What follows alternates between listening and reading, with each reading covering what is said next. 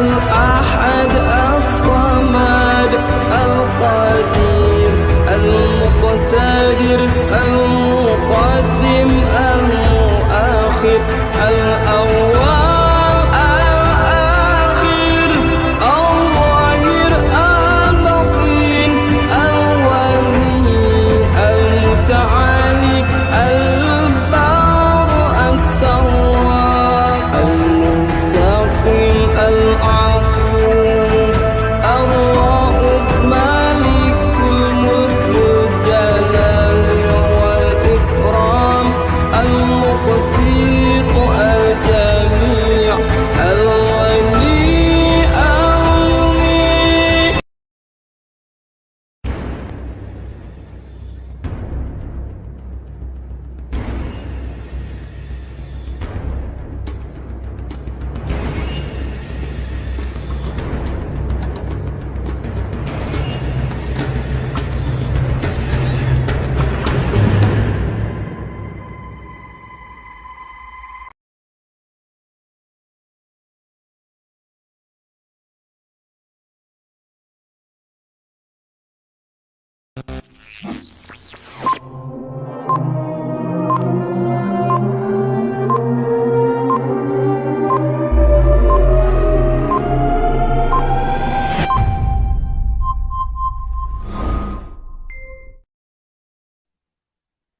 Assalamualaikum warahmatullahi ta'ala wabarakatuh.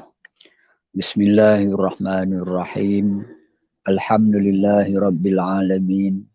Wassalatu wassalamu ala ashrafil anbiya'i wal mursalin. Wa ala alihi wa sahbihi ajmain. Allahumma inna nas'aluka ilman nafi'a wa qalban khashi'a wa amalan mutaqabbala wa lisanan zakira wa aynan basira wa uzunan sami'a birahmatika ya arhamar rahimin. Allahumma ja'alna minal ladzina yastami'una al-qawla fayattabi'una ahsanah. Allahumma a'inna ala zikrika wa syukrika wa husni ibadatik wa sallallahu ala sayyidina Muhammadin wa ala alihi wa sahbihi wa baraka wa sallam walhamdulillahi rabbil alamin. Subhanaka la ilma lana illa ma 'allamtana innaka antal alimul hakim wa la haula wa la quwwata illa billahil aliyyil azim. Amma ba'du. Para pendengar yang dirahmati Allah Subhanahu wa taala, mudah-mudahan kita berterusan dengan taufik dan hidayah daripada Allah untuk kita meneruskan kehidupan kita di bawah naungan petunjuk daripada Allah untuk mendapat keredaan di dunia dan di akhirat. Tahniah pada tuan-tuan dan puan-puan yang dapat bersama lagi dalam program kita, iaitu hari ini tentang pengajian hadis An-Nabawi siri yang ke-6 yang bertajuk pautan zikrullah. Jadi kenapa kita memerlukan kepada kita berpaut kepada zikir-zikir kepada Allah. Jadi dalam kehidupan kita manusia yang terdiri daripada bentuk fizikal dan rohani, maka kedua-dua jasad kita, fizikalnya memerlukan makanan, rohaninya juga memerlukan makanan. Jadi kita seimbangkan pemakanan rohani dan fizikal kita untuk kita mendapat kebahagiaan hidup di dunia dan juga di akhirat insya-Allah. Jadi bergantung ataupun berkaitan dengan pautan kita kepada zikrullah, iaitu kalimah-kalimah yang menyebabkan kita mengingati Allah Subhanahu wa taala. Jadi sebelum daripada ini kita telah pun berkongsi zikir-zikir yang disebutkan oleh baginda Nabi sallallahu alaihi wasallam.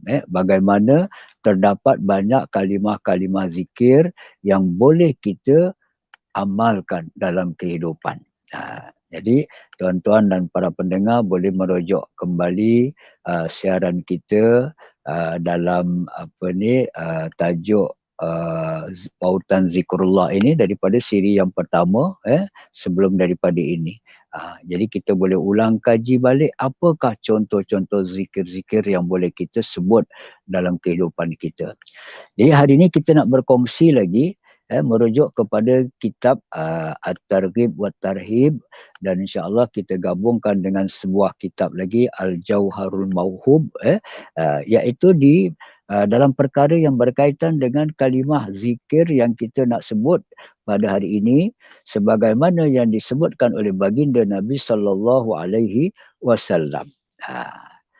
Jadi waruya an Abi Ad-Darda radhiyallahu anhu anna Rasulullah sallallahu alaihi wasallam qala la yada'u rajulun minkum an ya'mala lillahi kulli yaumin alfai hasanatin hina yusbihu yaqulu subhanallahi wa bihamdi mi'ata marrah fa innaha alfa hasanah fa innaha alfa hasanah atau kamakol.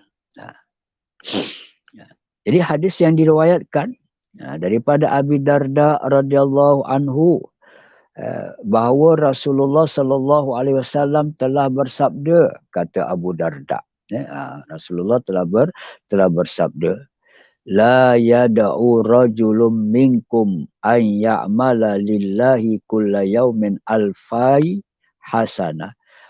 Jangan ditinggalkan seorang daripada kamu untuk melakukan suatu amal kepada Allah pada setiap hari 2000 kebaikan ketika waktu subuh, hina yusbihu.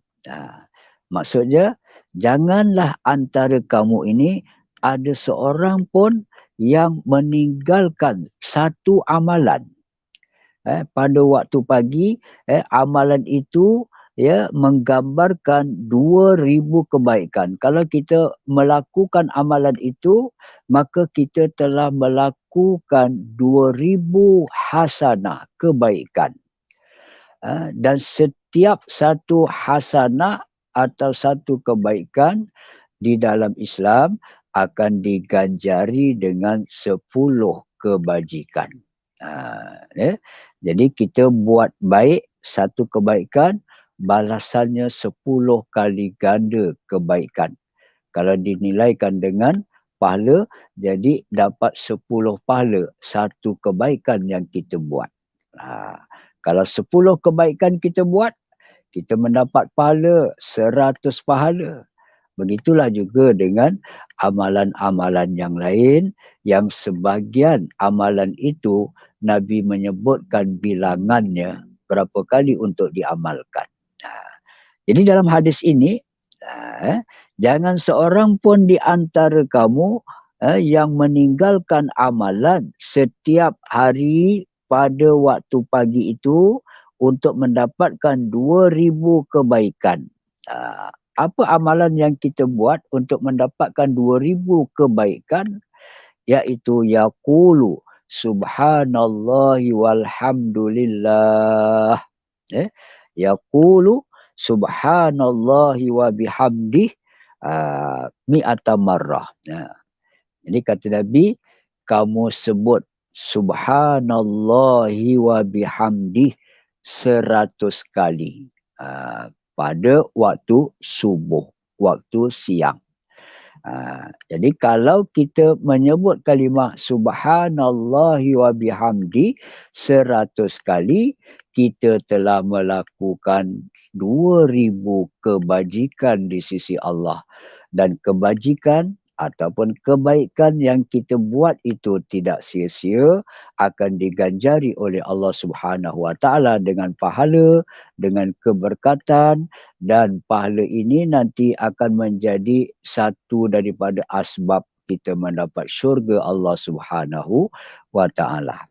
Subhanallahi wa bihamdih, dua kalimah, subhanallah, subhanallah wa bihamdih. Subhanallah maksudnya maha suci Allah. Wa bihamdi dan pujian untuknya, yakni untuk Allah.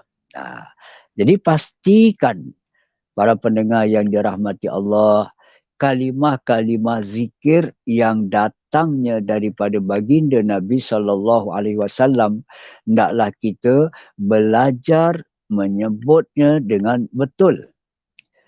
Jadi macam mana kita nak menyebut zikir-zikir itu dengan betul? Satu daripadanya dengan belajar. Belajar mendengar bacaannya itu bagaimana bunyinya. Yang kedua, belajar kita itu dengan melihat tulisan kalimah zikir yang kita sebut. Ada orang yang belajar dengan pendengaran saja.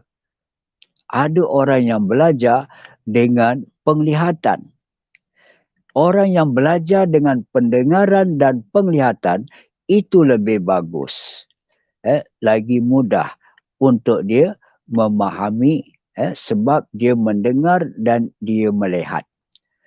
Jadi tuan-tuan, pada pertemuan yang lepas saya telah menyatakan bila kita merujuk Al-Quran dalam surah An-Nahl ayat 78.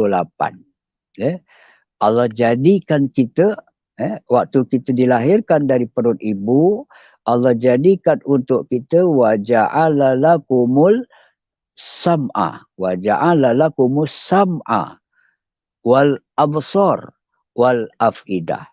Disebut pendengaran, penglihatan dan hati yang ada perasaan. Ini tiga perkara pun penting. Jadi tiga perkara ini kalau kita gunakan sebagai alat untuk menuntut ilmu. Jadi kalau kita belajar sesuatu ilmu, kita mendengar dengan sempurna, kita melihat dengan jelas, kemudian yang ketiga hati kita dengan ikhlas, dengan ikhlas untuk menuntut ilmu, insya-Allah kefahaman kita lebih baik daripada orang yang hanya mendengar. Jadi dalam konteks ini, yang kita nak sebut ini kalimah-kalimah zikir. Yang sebahagiannya daripada ayat Quran, sebahagiannya daripada ucapan Nabi, yang tentu ucapan Nabi itu dalam bahasa Arab. Jadi dalam bahasa Arab ini, kita menyebut mengikut baris-baris ayat-ayat yang telah disusun. Jadi barisan ayat-ayat, baris atas, baris bawah, baris depan dan sebagainya.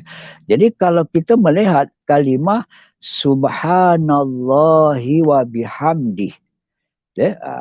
Kalau kita dapat kalimah ini daripada awal, daripada rumah umpamanya, ibu, ayah kita biasa menyebutkan subhanallahi wa bihamdih. Contoh, kalau ibu dan ayah kita mengajarkan kita dengan bacaan yang sedemikian itu. Subhanallahi wa bihamdih. Jadi kita akan membaca dengan subhanallahi wa bihamdih. Jadi bila kita belajar, bila kita dewasa sedikit, kita belajar, okey, yang kita sebut subhanallahi wa bihamdih, boleh tak kita tuliskan? Kalau dalam bahasa Melayunya, anak-anak kita dari kecil, mereka belajar melalui pendengaran. Kita kata ibu, ayah, anak pun ikut. Ibu, ayah. Kita kata ibu, dia tak kata ibu. Dia akan ikut ibu. Panjangnya macam mana? Ayah, kalau kita ajar dia ayah, maka dia akan dengar ayah. Baik, itu pendengaran. Kita boleh terima sesuatu ilmu melalui pendengaran. Jadi kita cuba fokus dalam bacaan surah Al-Fatihah umpamanya. Surah Al-Fatihah satu-satunya surah yang wajib dibaca di dalam Al-Quran. Ikut hukum tajwid. Jadi kalau dulu kita dapat daripada orang tua, Bismillahirrahmanirrahim. Alhamdulillahi Rabbil Alamin. Ar-Rahmanir Rahim. Contoh tuan-tuan. Rahim. Jadi yang didengar dan dihafal dan dibaca. Tapi bila dia pergi sekolah, belajar bahasa Arab, belajar tulisan, Bismillahirrahmanirrahim. Him, bukannya him. Sebab ejaannya ha, ya, mim, him. Oh iya ke? Dulu mak kita ajar, contohnya lah, sebagian orang tadi, mak-mak mereka ajar bacaannya Bismillahirrahmanirrahim. Bismillahirrahmanirrahim. R-A-H, rah. Rupanya bila kita tengok tulisannya bukannya rah, tapi roh. Nah, ihdinas sirah. Ihdinas sirah, bukannya bukannya syirah. Jadi bila kita belajar sambil melihat kalimahnya, baru kita dapat memperbaiki bacaan dan kita baca dengan yang sebenarnya. Begitulah kalimah subhanallahi wa bihamdih. Ya. Subhanallahi wa bihamdih. Subhanallahi wa bihamdih. Baru datang makna Maha Suci Allah dan pujian untuknya. Tapi kalau kita tambahkan yang lain, Subhanallahi wa bihamdi, Subhanallahi wa bihamdi. Sedikit perbezaan.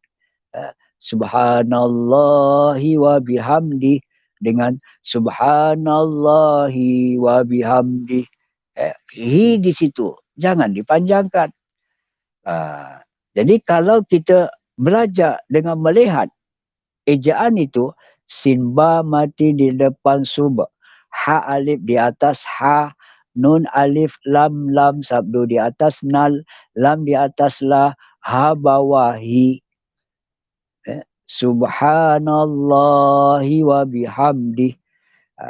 Kalau dipendekkan tadi, subhanallahi. Jangan subhanallahi wa bihamdi. Jadi dekat situ kita boleh memberi markah bacaan. Sekalipun dia itu orang yang dewasa, orang yang lama. Barangkali mungkin dah pergi haji berkali-kali umpamanya. Tapi kalau mereka tidak belajar dengan melihat, ini kadang-kadang berlaku kesilapan dalam sebutan. Jadi begitulah, apa saja bentuk zikir, maka hendaklah kita menyebut kalimah tersebut dengan sempurna. Subhanallahi wa bihamdih. Subhanallahi wa bihamdih. Jadi yang nak dipanjangkan tu Allah. Sekurang-kurangnya 2 harakat. Okey, kita kiaskanlah dengan kalimah-kalimah lain. Tuan-tuan. Jadi alangkah bagusnya bila kita menyebut kalimah zikir itu, telinga kita dengar. Betul tak yang sebutan lidah ini? Jadi kita nak beri perhatian. Kalau kita tak beri perhatian, itu yang kadang-kadang yang kita sebut itu salah, bercanggah, tidak menepati. Jadi kita telinga dengar. Subhanallahi wa bihamdih. Kalau kita hayal, itulah kadang-kadang hukum tajwidnya tadi tidak menepati. Jadi kalau contoh kalimah subhanallah tadi, itu kita kata jelas. Kita dapat melihat kalau tersilap sedikit, kalau dibaca dengan panjang pada ha bawahi tadi tu, mungkin terpanjang sedikit. Mudah-mudahan masih tidak merosakkan makna. Tapi ada kalimah lain, kalau barisnya tidak diikut hukum tajwid, boleh merosakkan maknanya. Contoh pada kalimah La ilaha illallah. La ilaha illallah. La ilaha illallah. Nabi Muhammad pesuruh Allah. Contoh, kita buatkan lagu. La ilaha illallah. 3 kali. Nabi Muhammad pesuruh Allah. Kalau diterjemah bahasa Melayu yang kedua. Tapi kalau kita sambung, La ilaha illallah Muhammadur Rasulullah. Jangan dibaca La ilaha illallah. Contohkan tuan-tuan, nak ikut rentak lagu, maka sepatutnya kita baca La ilaha illallah. Tiada Tuhan selain Allah. La ilaha illallah. Tiada Tuhan selain Allah. Tapi kalau dibaca La ilaha illallah, lam yang pertama yang mula-mula itu dibaca dengan pendek, maka maknanya bertukar kepada pasti ada Tuhan lain selain Allah. Na'udzubillah min zalik. Jadi kita berhati-hatilah dalam menyebut kalimah-kalimah zikir. Okay, tuan-tuan. Jadi siapa yang membaca Allahumma salli ala Muhammad. Kata baginda Nabi, jangan ada antara kamu yang meninggalkan amalan membaca subhanallahi wa bihamdi 100 kali pada waktu pagi. Jangan ditinggalkan. Fa innaha alfa hasanatin. Jadi kalau kita menyebut 100 kali kalimah tasbih dan tahmid tadi tu, subhanallahi wa bihamdi, artinya kita telah melakukan 2000 kebaikan. Hasanah kebaikan. Maka kata Nabi, satu kebaikan itu, fal hasanatu bi asyri amsalihah. Satu kebaikan yang kita buat menyerupai 10 kali ganda. Jadi kalau satu kebaikan kita buat, maka kita telah melakukan 10 kebaikan. Dan janji untuk kita umat Islam, manusia yang melakukan kebaikan akan diberi pahala.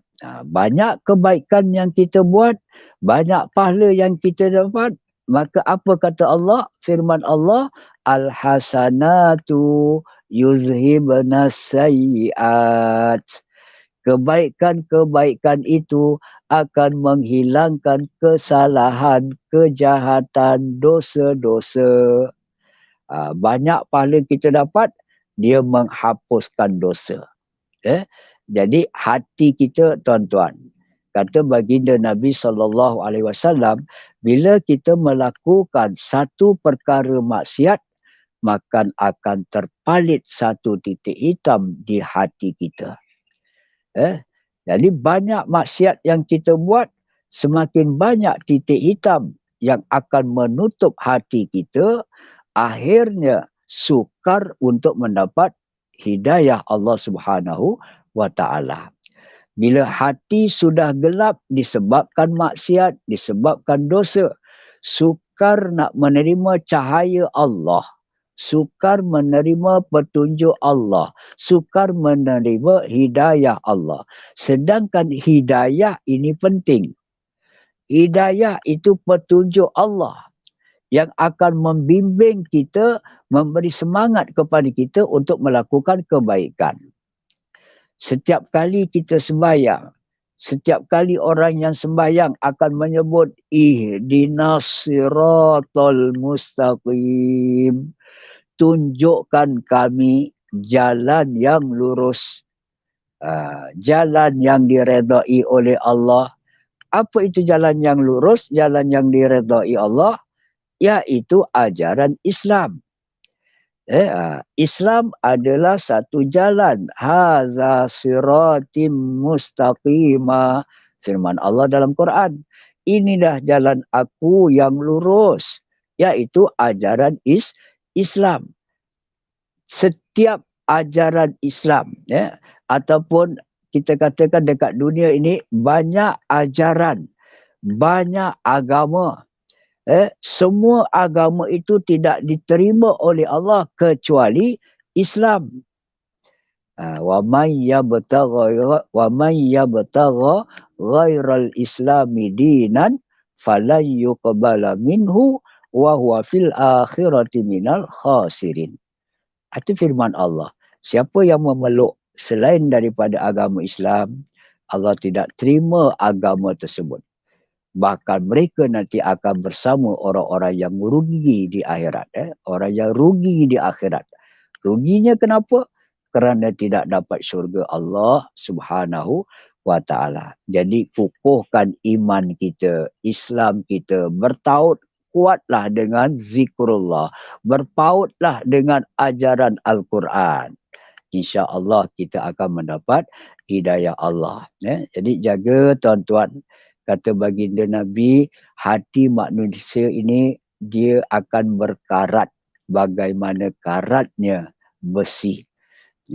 Besi yang kita tengok licin, kilat, bersih. Kalau kita tak jaga, satu hari dia akan berkarat. Begitulah hati manusia. Karat-karatnya besi boleh dibersihkan balik dengan alat-alat yang tertentu. Lalu sahabat bertanya, bagaimana untuk kita bersihkan hati kita wahai Rasulullah? Maka Rasulullah menerangkan nak bersihkan hati kita dengan amal soleh tadi seperti membaca Quran, beristighfar, duduk majlis ilmu, berzikir, beramal soleh waktu malam, qiyamul lail. Banyak benda-benda yang kita boleh buat. Tapi orang yang sudah gelap hatinya, susah nak duduk dalam majlis ilmu. Walaupun kita kata, yang apa yang Nabi sebutkan, Ya Abazar, la antagdua fata'allama ayatan min kitabillahi, fahuwa khairun min antusalliya mi'ata raka'atin. Atau kamakal. Wahai Abu Zar, kalau di pagi-pagi kamu sedang mempelajari satu ayat daripada ayat-ayat Al-Quran, belajar satu ayat Al-Quran, fahuwa khairun, itu lebih baik daripada kamu sembahyang sunat 100 rakaat. Cuba bayangkan tuan-tuan, kita sembahyang sunat 100 rakaat, berapa masa kita ambil? 1 rakaat, 2 rakaat, kalau 100 rakaat, berapa masa diperlukan? Tapi dengan sebab kita duduk dalam majlis ilmu, belajar tentang ayat Allah, tentang ayat Quran, tentang tanda kebesaran Allah umpamanya, itu lebih afdal daripada tonggang-tonggik sembahyang sunat 100 rakaat. Jadi kalau orang yang faham betapa indahnya berada dalam majlis ilmu, duduk, relax, mata tengok, telinga dengar, hati ikhlaskan. Lagi bagus kalau kita ada sedia dengan catatan untuk mencatat ilmu-ilmu yang kita perolehi. Tapi Nabi kata kalau kamu duduk majlis ilmu, walaupun kamu tak mencatat satu apa pun, kamu masih dapat pahala. Masih dapat pahala. Sebab duduk dalam majlis ilmu itu dikatakan taman syurga. Tapi bagi orang yang mendengar, melihat, boleh memahami, boleh mencatat lagi, sudah tentulah manfaatnya lebih. Dia berusaha bila dia mencatat apa yang dipelajari, balik rumah dia boleh buat ulang kaji. Sebab bila kita belajar ni, katalah kita belajar 1 jam, nanti lepas habis 1 jam, cuba tengok lepas 1 jam, 2 jam lagi, ingat tak isi-isi apa yang kita belajar tadi. Kalau kita mencatat, insya-Allah kita boleh refer balik. Tengok nota balik, dan bila kita mati nanti insya-Allah catatan-catatan kita itu akan memberi manfaat kepada ahli keluarga insya-Allah. Bila mereka mengemas-ngemas, lalu mereka jumpa bahan-bahan catatan kita itu tadi. Jadi tuan-tuan dan puan-puan yang dikasihi sekalian, biasakanlah dengan budaya. Bila kita ada saja dalam majlis ilmu, biasakanlah budaya mencatat apa yang kita faham daripada pengajian tersebut. InsyaAllah berlipat kali ganda kita menulis, buat nota itu pun, itu perkara yang baik. Sudah tentulah banyak. Lagi kalau nota-nota itu tadi, kita mulakan dengan tulisan basmalah. Ba, sin, mim, alif, lam, ha, alif, lam, ra, ha, mim, alif, nun, Alif, Lam, Ra, Ha, Ya, Mim. Ada 19 huruf kita tulis. Jadi Bismillahirrahmanirrahim. Ya, apa khasiatnya tuan-tuan? Bila kita tulis kalimah basmalah, ada satu kisah yang Nabi ceritakan di akhirat sana, manusia ini yang sudah dikategorikan untuk dibawa ke neraka. Dalam proses menuju ke neraka tadi itu, Allah tahan malaikat. Allah suruh cek balik. Tengok lagi, ada tak amalan yang belum dihitung oleh si fulan ini? Amalan yang dihitung untuk si fulan.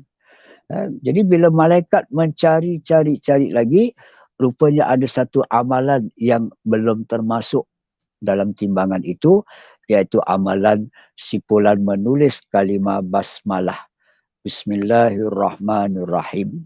Jadi cebisan itu diambil dan ditimbang di neraca Allah Al-Mizan, akhirnya memberatkan pada bahagian kebajikannya.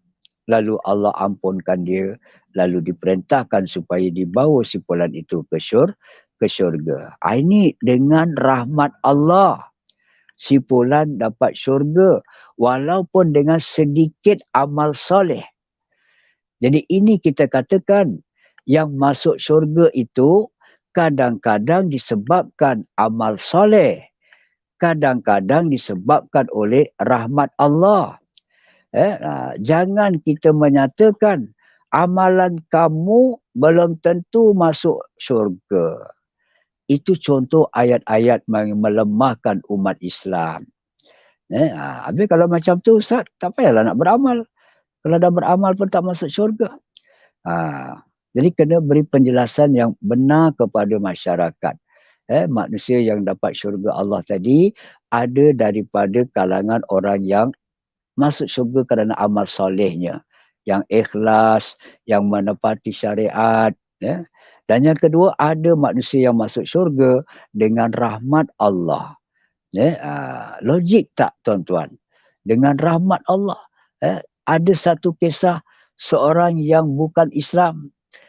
Akhirnya waktu dia sakit di hospital, anaknya tadi sempat berdakwah kepada dia dan anaknya menyatakan akhirnya bapa saya sempat mengucap 2 kalimah syahadah sebelum mati. Kemudian dia mati. Tak sempat sembahyang 5 waktu, tak pernah puasa bulan Ramadan.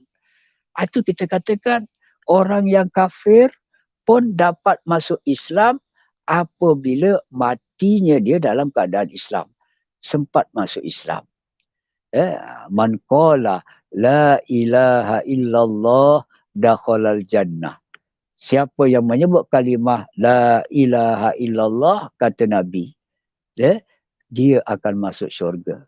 Ini wahyu yang datang daripada Allah melalui malaikat Jibril, diturunkan kepada Rasulullah dan Rasulullah sampaikan kepada umatnya, menyebutkan tentang pentingnya kalimah tahlil la ilaha illallah, la ilaha illallah, la ilaha illallah. Yang berlaku kesilapan tu sebahagiannya di awal dan di akhir.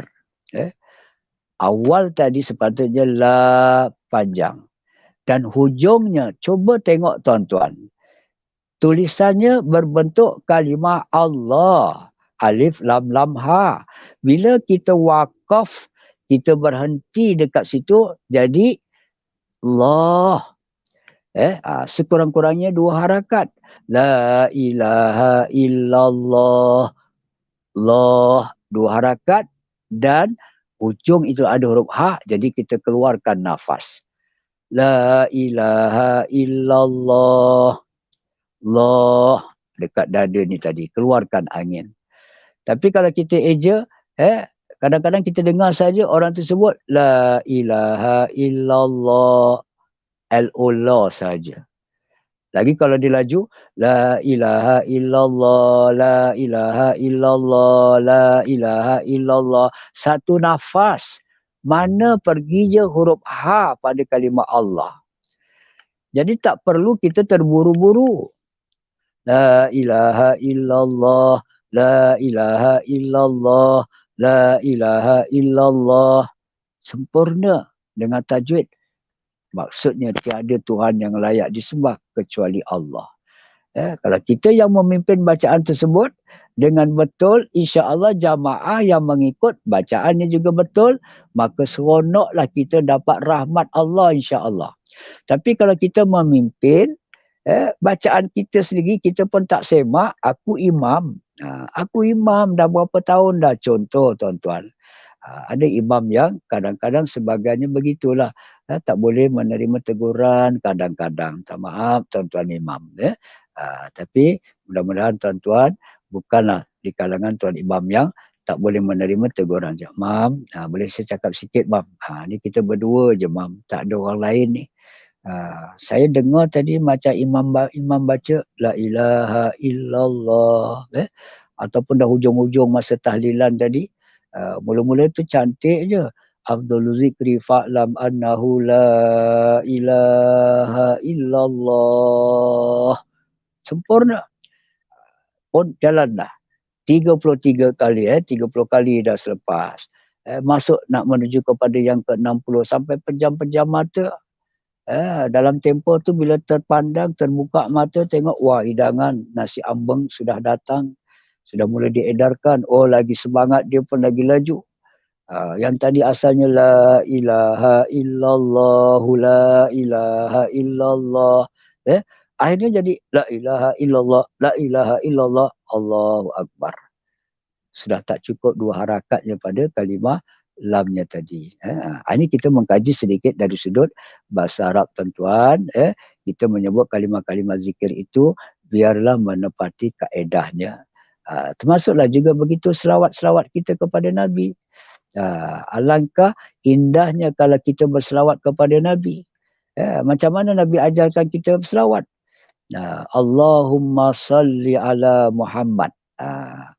Apa yang Nabi ajar? Allahumma salli ala Muhammad.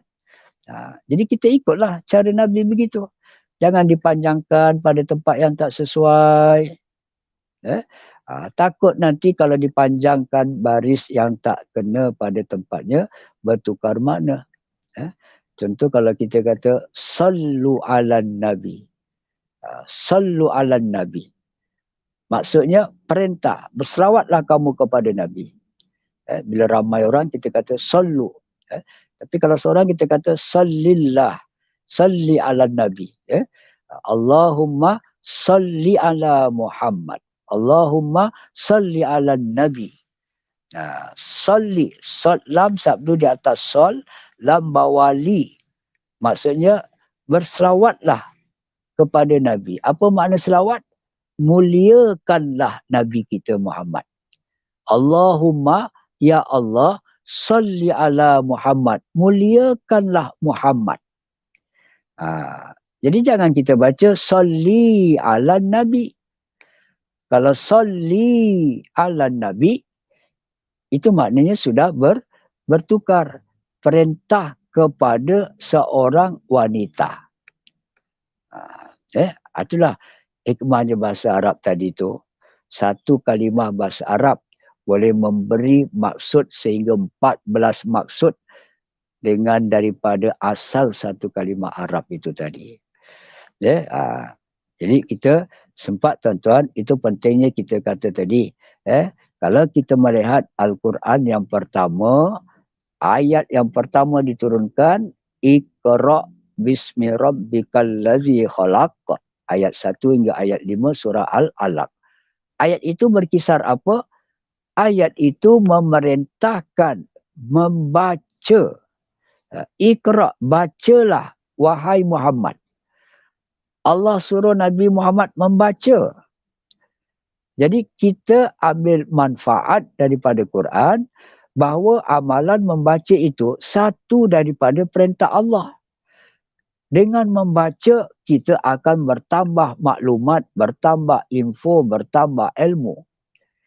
Jadi Al-Quran diturunkan dalam bentuk tulisan yang perlu dilihat ayatnya, yang perlu dibaca mengikut hukum tajwidnya.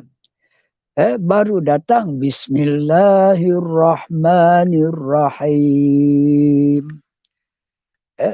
Kalau kita tak belajar, tak tengok pun ustaz, dah betul juga. Mak kita ajar kata Bismillahirrahmanirrahim. Okeylah kalau mak kita ajar yang betul, betul lah kita dapat. Tapi kalau ibu mengajar yang silap, yang salah, anak akan mendapat pengajaran yang salah. Sebab itu perlunya anak-anak dididik dengan agama. Di peringkat awal, kenalkan dengan Allah. Macam mana nak kenalkan anak kita dengan Allah? Tentu ada kaedah. Kanak-kanak biasanya umur 4 tahun, dia sudah mula rajin bercakap, rajin bertanya. Ayah nak buat apa? Kenapa ayah buat macam tu? Yang ni kenapa tinggi ya? Budak 4 tahun, dia dah mula nak bertanya. Waktu itulah kita didik tadi. Kita ajar dia. Ina contohnya. Ini apa? Ini buah pisang. Siapa jadikan buah pisang? Tak boleh jawab. Kita tolong jawabkan. Allah yang jadikan buah pisang. Perkenalkan dengan Allah.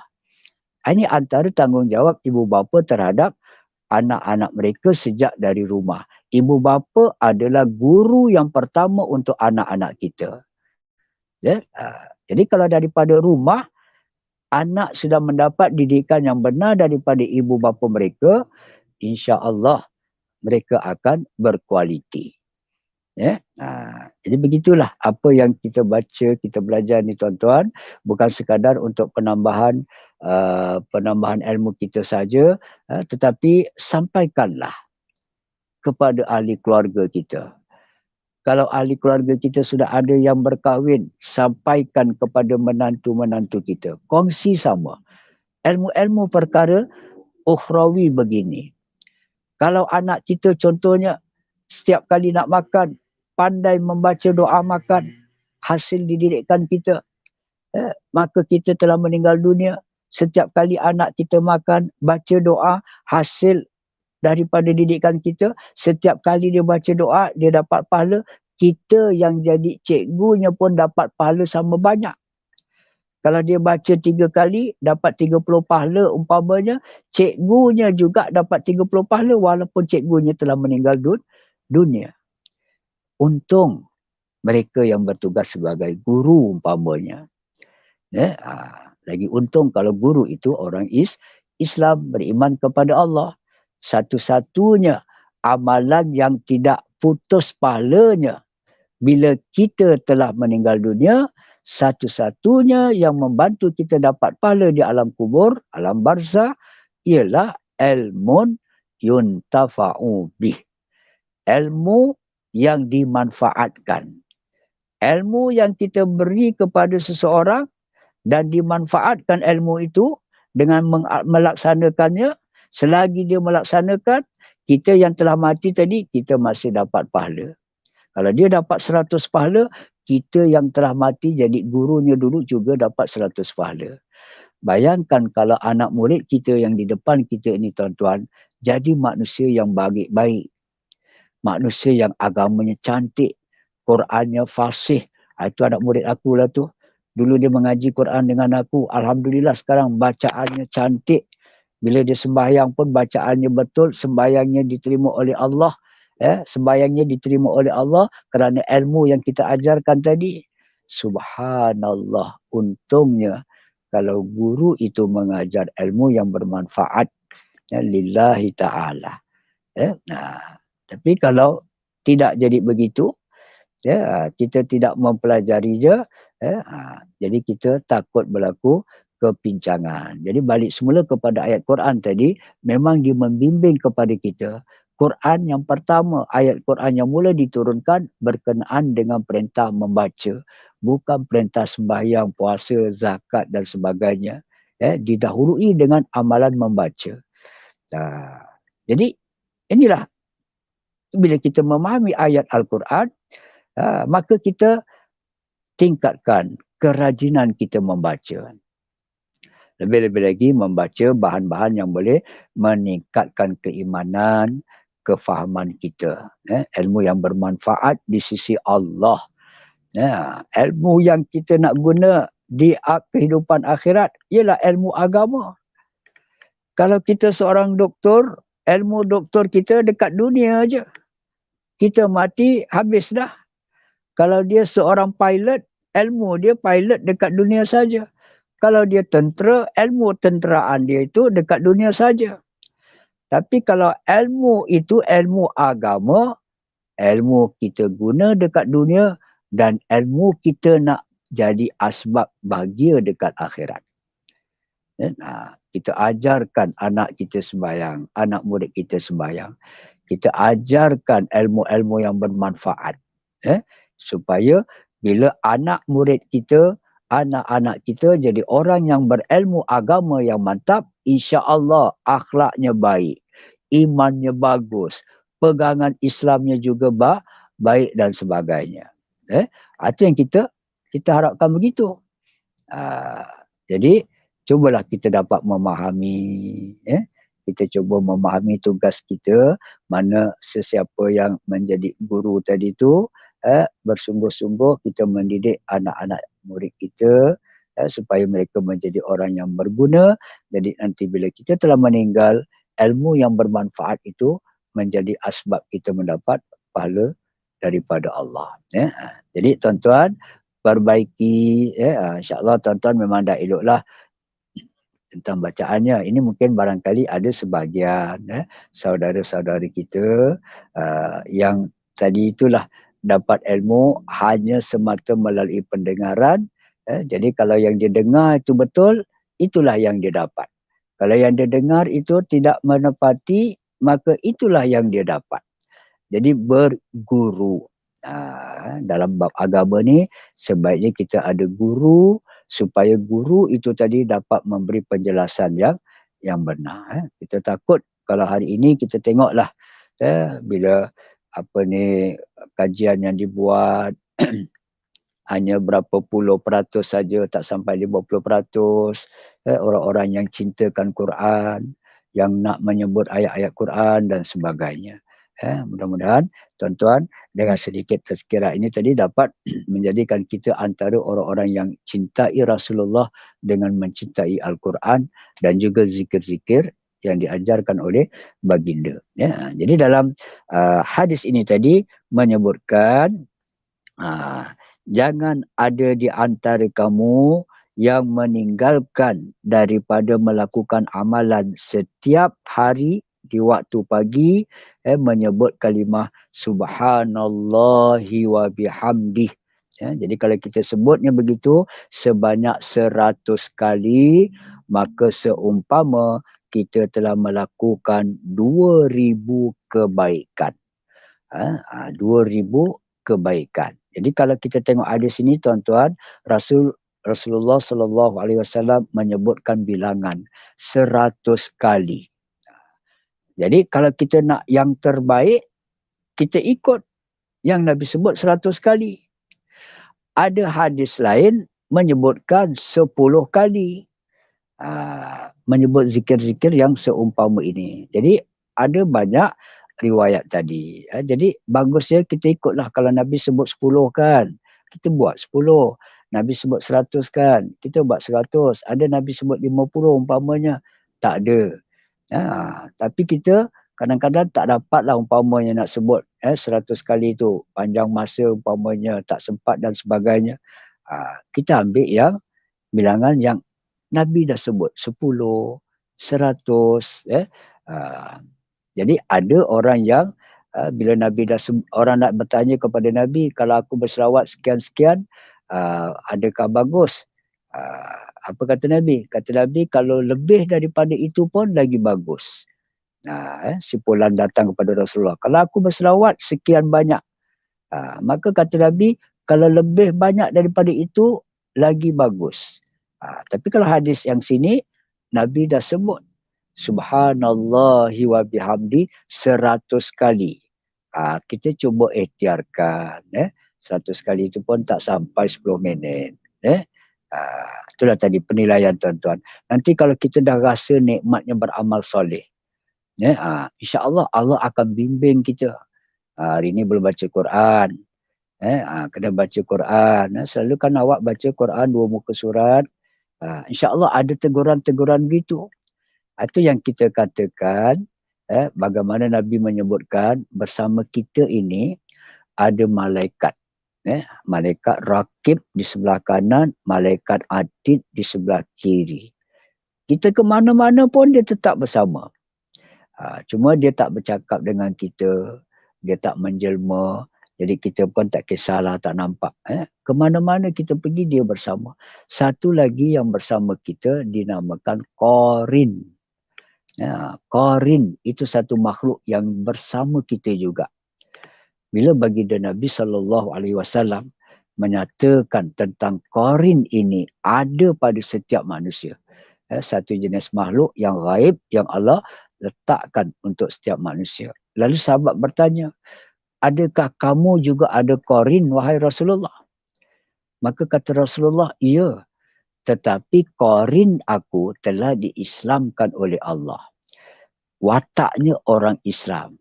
Watak sebagai umat Islam. Akhlaknya baik. Kita, Qarin kita ini, sebagaimana yang disebut oleh Allah dalam Al-Quran, وَمَنْ أَعْرَضَ عَنْ ذِكْرِ الرَّحْمَنِ نُقَيِّدْ لَهُ فَهُوَ قَرِينٌ نُقَيِّدْ لَهُ شَيْطَانٌ وَهُوَ قَرِينٌ.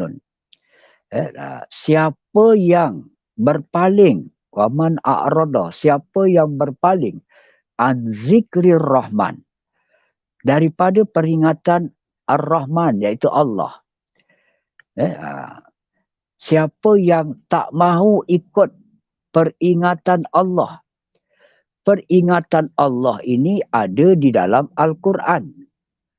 Peringatan Allah ada disampaikan oleh Rasulullah.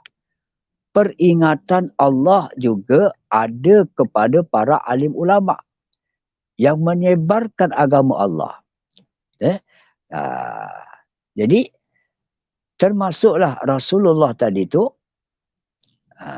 yang menjelaskan makna ayat Quran tadi, siapa yang berpaling tidak mahu ikut dengan peringatan Allah yang dalam Al-Quran, kita akan sertakan dengan mereka satu makhluk.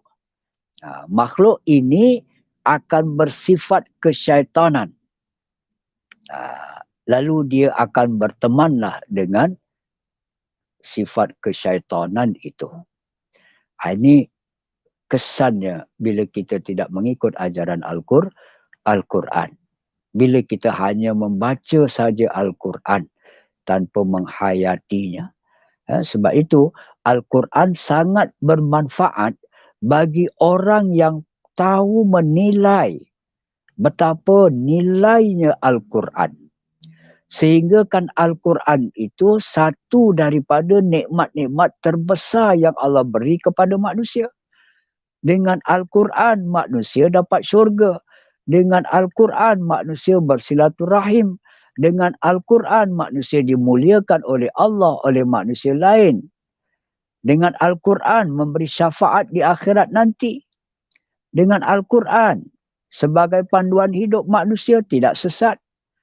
Tapi siapa yang berpaling daripada Al-Quran, mencari agama lain umpamanya, menjadi pengikut yang bercanggah dengan syariat Islam, memiliki fahaman-fahaman yang bercanggah dengan ajaran Islam, rugilah mereka. Sedangkan setiap hari mereka sembahyang, mereka minta ihdinas siratal mustaqim. Tunjukkanlah kami jalan yang lurus. Nak tahu jalan yang lurus? Buka Quran. Belajar makna Quran. InsyaAllah kita akan dapat hidayah. Jadi Quran dah perintahkan tadi. Baca Quran.